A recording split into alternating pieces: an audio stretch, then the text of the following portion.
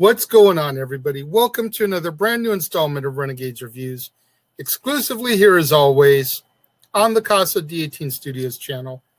I am your host, the Renegade J.J. Williams, and today we're going to take a look at a film that takes place 2 years after the Battle of Sokovia and the Age of Ultron, 2017's Thor Ragnarok, starring Chris Hemsworth, Tom Hiddleston, Kate Blanchett, Idris Elba, Jeff Goldblum, Tessa Thompson, Carl Urban, Mark Ruffalo, Anthony Hopkins, Sam Neill, Luke Hemsworth, Matt Damon, and Taika Waititi. What's going on, everybody? Thank you for joining me here once again for another brand new installment of Renegades Reviews. And like I said during the introduction, today's film takes place 2 years after the Battle of Sokovia and the Age of Ultron. And Thor is imprisoned by the fire demon Surtur, who reveals that Thor's father, Odin, is no longer on Asgard. Surtur further explains that Asgard will soon be destroyed during the prophecy of Ragnarok, once Surtur unites his crown with the eternal flame that burns within Odin's vault.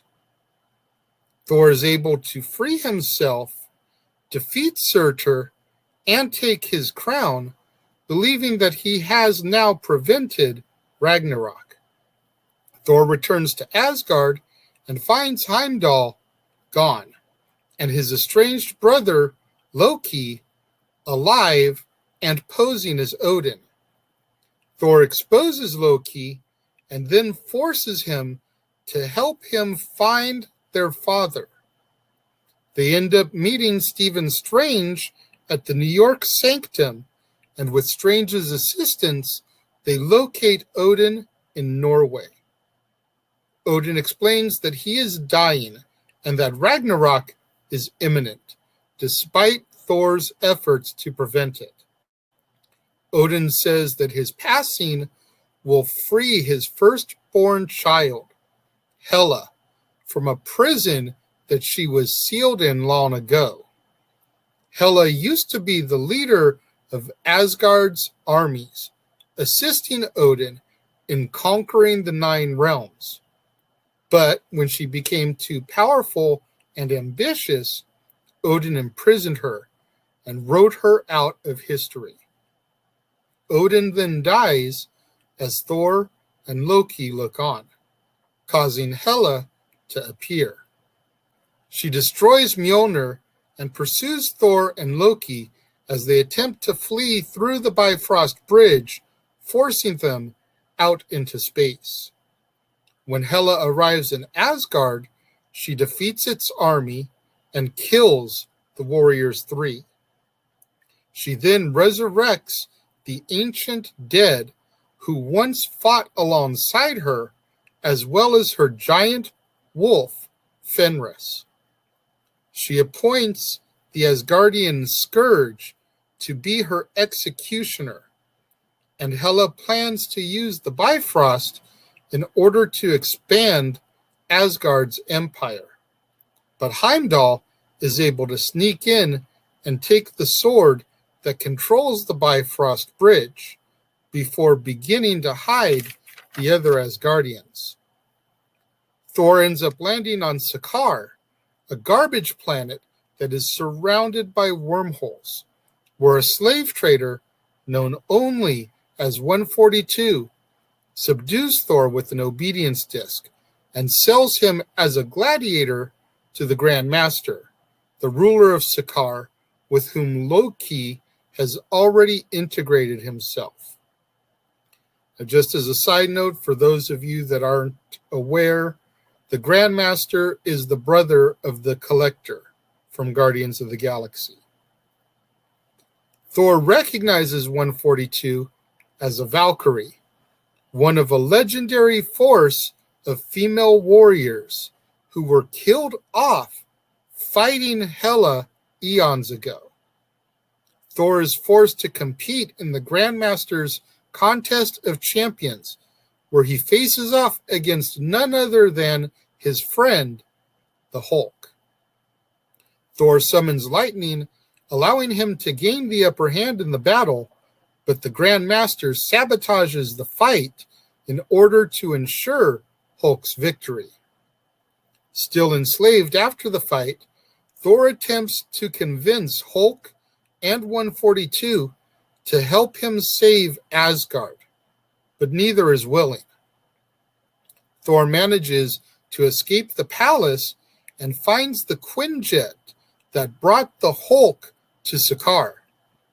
Hulk follows Thor to the Quinjet, where a recording of Natasha Romanoff causes him to transform back into Bruce Banner for the first time since Sokovia.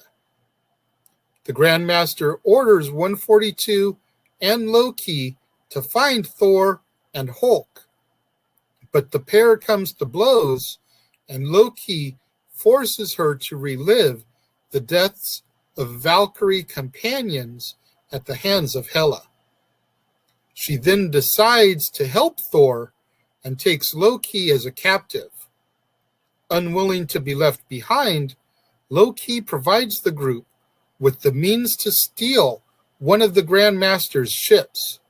They then liberate the other gladiators, who, when incited by two aliens named Korg and Meek, start a revolution. Once again, Loki attempts to betray his brother, but Thor anticipates this and leaves Loki behind, where Korg, Meek, and the other gladiators soon find him. Thor, Banner, and 142 escape through a wormhole to Asgard, where Hela's forces are attacking Heimdall and the remaining Asgardians in pursuit of the sword that controls the Bifrost. Banner transforms back into the Hulk and defeats Fenris, while Thor and 142 fight Hela and her warriors. Loki and the gladiators arrive to rescue the citizens of Asgard, and a repentant Scourge sacrifices himself in order to enable their escape. During the battle with Hela, Thor loses his right eye and then has a vision of Odin, which helps him realize that only Ragnarok can stop Hela. Thor decides to send Loki to retrieve Surtur's crown and has him place it into the eternal flame, causing Surtur to be reborn, and he begins to destroy Asgard, killing Hela as the refugees flee. Our film begins to draw to its conclusion aboard the Grandmaster's spaceship, with Thor, now king of Asgard, reconciling with Loki. He decides to take himself, Loki, Banner, 142, Korg, Meek, and the Asgardians to Midgard, Earth. In our mid-credits scene, they are intercepted by a large, ominous spacecraft, and in our post-credits scene, the overthrown Grand Master is confronted by his former subjects. Of course, the ominous spacecraft belonging to Thanos, which begins Infinity War, which we'll get to in about 2 or 3 days. Thor Ragnarok was a complete change in tone and structure from the original Thor and the Dark World. There was a lot more emphasis on humor and comedy without making it over the top and slapsticky. And Chris Hemsworth really got to show a bit of a different side of him as Thor in this one, which I think really, really suited him. It was a good fit for him. The addition of Hulk being in a movie that wasn't Avengers themed for the first time since The Incredible Hulk that starred Ed Norton in the MCU.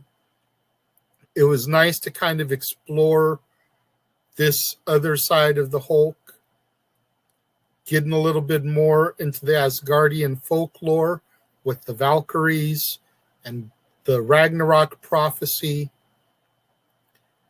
getting the little in-jokes in the beginning with the play about Loki and his sacrifice in the Dark World, and having Sam Neill play Odin, Luke Hemsworth, Chris's brother, playing Thor in the play, and the best casting, Matt Damon as Loki.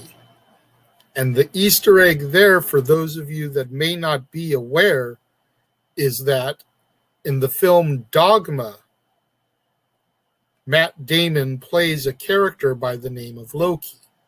No, he's not the god of mischief and all that stuff like this Loki is. But it's still a character named Loki.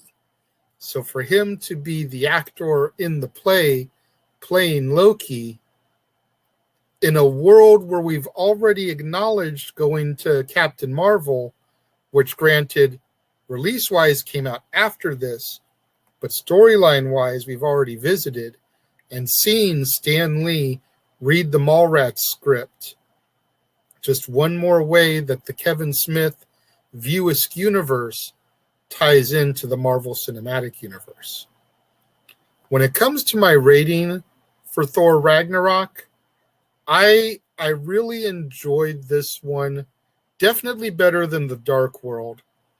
And I want to say I enjoy it better than I enjoy the original Thor. I'm going to give Ragnarok 4.5 out of 5 stars. I liked Korg. I liked Valkyrie. Of course, Tessa Thompson and Chris Hemsworth had such good chemistry in this that when they did Men in Black International, they starred together in that and were able to carry some of the same chemistry over there. Don't hate on it. I know it's not Will Smith and Tommy Lee Jones Men in Black, but honestly, it wasn't bad. It just was different from what we were used to. But they had the chemistry, so when they decided to cast them both there, it worked. But I liked her. Like I said, I liked the Hulk, and getting to see Banner do a little bit more outside of the Avengers films. The way Thor would keep saying, the sun's going down, the sun's getting low, the sun's going down, the sun's getting low, kind of repeating the stuff that Nat would say to Bruce to try to get him to calm down. But obviously it just doesn't have the same effect. One coming from Scarlett Johansson and the other one coming from Thor. 4.5 out of 5 stars for me when it comes to Thor Ragnarok. What do you guys think of Thor Ragnarok? Let me know if you're watching the premiere. Leave your thoughts and comments over here. If you're watching on demand, leave your thoughts and comments down there. But whatever you do, when you get out there on the social media, try to get those hashtags trending. Hashtag Casa D18 Studios, hashtag Renegades Reviews, hashtag Renegade Returns, and of course, the ever popular hashtag Shenanigans. We interrupt this episode of Renegades Reviews for an important announcement about merchandising. Merchandising? What's that? Merchandising. Come, I'll show you. Merchandising, where the real money's made. Make sure you go over to teespring.com/stores/Jeff Meacham Network for all the t-shirts you see here from the West Coast professor, Jeff Meacham himself. You can get shirts for the Jeff Meacham Network, Talk Wrestling, as well as the red and gold Meachamania shirts. And while you're there, don't forget to get your shirts of the Casa D18 Studios Brotherhood, the Dads on Wrestling shirt, the Renegade JJ Williams, Statboy Sports Bar, and the hashtag StatBoyApproved shirt. Make sure you go over to teespring.com/stores/Jeff Meacham Network and score your shirts today. Make sure you guys get out there. Do what that commercial just told you. Go to teespring.com/stores/Jeff Meacham Network for all the official merchandise of the Casa D18 Studios Brotherhood. Get you your Renegade J.J. Williams shirt. Dad's Not Always on Wrestling. Statboy Sports Bar. Hashtag Statboy Approved. Hashtag Shenanigans. Get you your official merchandise of the Jeff Meacham Network. 3 different designs of the Jeff Meacham Network logo for you to choose from, along with Meachamania, Talk Wrestling, so much more. It's summertime, beach bonfires, pool parties, barbecues. Go to the Teespring store, get yourself a tank top. You can choose from the Renegade J.J. Williams or Meachamania. Either one's the perfect accessory for those hot summer days and those hotter summer nights. Get out there, show your love and support. While you're showing your love and support, do what that ticker tells you to do. Do you enjoy my content, my daily videos? If so, go to that PayPal, send me a few dollars donation. Keep in mind, guys, I'm not monetized right now, so I'm not making any money off of this venture, at least not until my viewership hours get up. So until then, the only way I'm going to make money is if you guys out there go to that PayPal, send me a small donation. Don't want to send money? That's cool. Go to the Linktree link that scrolls along the bottom there. Click on the link for my Amazon movie wish list. Order a movie for me. I'm constantly updating my wish list. Select a film, order it when it comes. I'll open it on Renegade Recap, give you a shout out, and then when I factor it into my monthly themes and can sit down, watch it, review it, I'll give you guys another shout out. And I'll show you guys the same amount of love and support that you guys show me. Make sure you guys tune in tomorrow, right back here on the Casa D18 Studios channel, for another brand new installment of Renegades Reviews, when we talk about a film that takes place 2 years after the events of Captain America Civil War, and we discuss 2018's Ant-Man and the Wasp, starring Paul Rudd, Evangeline Lilly, Michael Pena, Walton Goggins, Bobby Cannavale, Judy Greer, Tip T.I. Harris, David Dastmalchian, Hannah Jean Kamen, Abby Ryder Fortson, Randall Park, Michelle Pfeiffer, Lawrence Fishburne, and Michael Douglas. You're not going to want to miss out tomorrow, right back here on Renegades Reviews, when we take a look at the sequel to Ant-Man and the Wasp. To all my loyal fans and viewers out there, tuning in, watching the premiere, leaving your thoughts and comments over here, thank you very much. I greatly appreciate it. All my loyal fans and viewers out there, tune in a little bit later, watching on demand, leaving your thoughts and comments down here. Thank you very much. I greatly appreciate it.